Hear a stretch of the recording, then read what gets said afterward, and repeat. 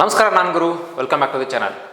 Nifty ಇವತ್ತು ಒಂದು flat ರೇಂಜಲ್ಲೇ open ಆಯಿತು, ಹಾಗೆ ಒಂದು ಫ್ಲಾಟ್ ರೇಂಜಲ್ಲಿ ಕ್ಲೋಸ್ ಆಗಿದೆ. ಇವತ್ತು ನಿಫ್ಟಿಯ ಸೆಕ್ಟರಲ್ಲಿ ನಿಫ್ಟಿ IT ಏನಿದೆ 1.5% ಒಂದು ಪಾಸಿಟಿವ್ಲಿ ಕ್ಲೋಸ್ ಆಗಿದೆ. ಹಾಗೆಯೇ Nifty reality, Nifty media, Nifty defence, Nifty auto ಈ ಎಲ್ಲ ಸೆಕ್ಟರ್ಗಳು 1.83 ಇಂದ 1.12% ಒಂದು ನೆಗೆಟಿವ್ಲಿ ಕ್ಲೋಸ್ ಆಗಿದೆ. ಸೊ ಬನ್ನಿ ನಾವು ನಿಫ್ಟಿಯ ಟಾಪ್ ರಿಸಲ್ಟ್ ನೋಡಿಕೊಂಡು ನಿಫ್ಟಿಯ ಚಾರ್ಟ್ ಬಗ್ಗೆ ಡಿಸ್ಕಸ್ ಮಾಡೋಣ. ನಿಫ್ಟಿಯ ಟಾಪ್ ಗಿರಲ್ಲಿ ತುಂಬಾ ದಿನದ ನಂತರ ಟೈಟನ್ ನಮಗೆ ಕಾಣ್ತಾ ಇದೆ, ಹಾಗೆ ಇನ್ಫೋಸಿಸ್ ಕಾಣ್ತಾ ಇದೆ, TCS, HCL tech Mahindra. So ನಾನು ಅವಾಗಲೇ ಹೇಳಿದೆ ನಿಮಗೆ ನಿಫ್ಟಿ IT ಏನಿದೆ ಅದು 1.5% ಪಾಸಿಟಿವ್ ಇದೆ ಅಂತ. ಹಾಗಾಗಿ ಇದು ITಯ ಜಾಯಿಂಟ್ಸ್ ಏನಿದ್ದಾರೆ ಸೊ ಕಂಪ್ಲೀಟ್ ಇಲ್ಲೇ ನಮಗೆ ಕಾಣ್ತಾ ಇದೆ. ಹಾಗೆ ನಿಫ್ಟಿಯ ಟಾಪ್ ಲೂಸರ್ಸ್ ಅಲ್ಲಿ ಟಾಟಾ ಮೋಟಾರ್ಸ್ ಇದೆ, M&M, Jio finance, UltraTech cement, ಹಾಗೆ BL ಇದೆ. ಸೊ 2.54 ಇಂದ 1.63% ಒಂದು ನೆಗೆಟಿವ್ಲಿ ಕ್ಲೋಸ್ ಆಗಿದೆ. ಸೊ ಬನ್ನಿ ನಾವು ನಿಫ್ಟಿಯ ಚಾರ್ಟ್ ಬಗ್ಗೆ ಡಿಸ್ಕಸ್ ಮಾಡೋಣ. ನೀವು ನೋಡ್ತಾ ಇದ್ದೀರಾ ಡೈಲಿ ಟೈಮ್ ಫ್ರೇಮ್.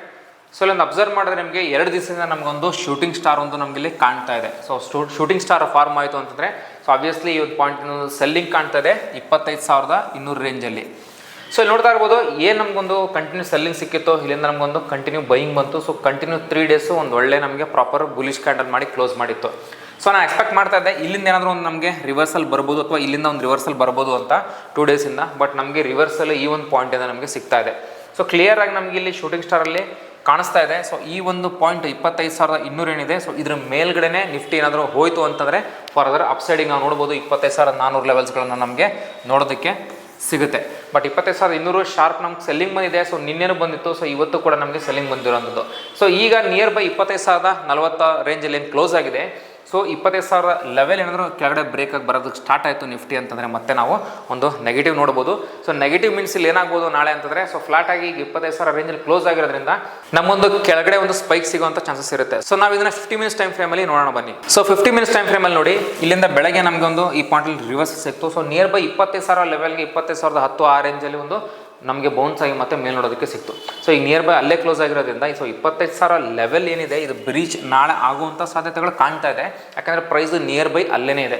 ಸೊ ಈ ಲೆವೆಲ್ ಏನಾದರೂ ಬ್ರೀಚ್ ಆಯಿತು ಅಂದರೆ ನಮಗೆ 24,960 ಈ ಒಂದು ಲೆವೆಲ್ನ ನೋಡ್ಬೋದು. ಸೊ ಇನ್ನೂ ನಮಗೆ ಕೆಳಗೆ ಬರೋಕ್ಕೆ ಸ್ಟಾರ್ಟ್ ಆಯಿತು ಅಂದರೆ 24,880 ಸತ ನಮಗೆ ಲೆವೆಲ್ ನೋಡೋದಕ್ಕೆ ನಾಳೆ ದಿನ ಸಿಗ್ಬೋದು. ಸೊ ಈ ಒಂದು ಸೆಲ್ಲಿಂಗ್ ಕಂಟಿನ್ಯೂ ಆಯಿತು ಅಂದರೆ ಸೊ ಮಾರ್ನಿಂಗ್ ಅವರ್ಸಲ್ಲಿ ನಮಗೆ ಇಮಿಡಿಯೇಟ್ 25,000 ಲೆವೆಲ್ ಬಂದ್ಬೇಕಾದ್ರೆ ಒಂದು ಸ್ಪೈಕ್ ಕೊಟ್ಟು ಇಮಿಡಿಯೇಟಾಗಿ ಬೌನ್ಸ್ ಆಗೋ ಸಾಧ್ಯತೆಗಳು ಇರುತ್ತೆ. ಸೊ ಹಾಗಾಗಿ ಈ ರೌಂಡ್ ಲೆವೆಲ್ ಬ್ರೀಚ್ ಆದ ತಕ್ಷಣ ಇಮಿಡಿಯೇಟಾಗಿ ಒಂದು ನೆಗೆಟಿವ್ ಸೈಡ್ ಹೋಗೋದಕ್ಕೆ ಹೋಗಬೇಡಿ. ನಮಗೆ ಮತ್ತೆ ಒಂದು ಇಮಿಡಿಯೇಟ್ ಬೌನ್ಸ್ ಸಹಿತ ನಮಗೆ ನೋಡೋದಕ್ಕೆ ಸಿಗ್ಬೋದು.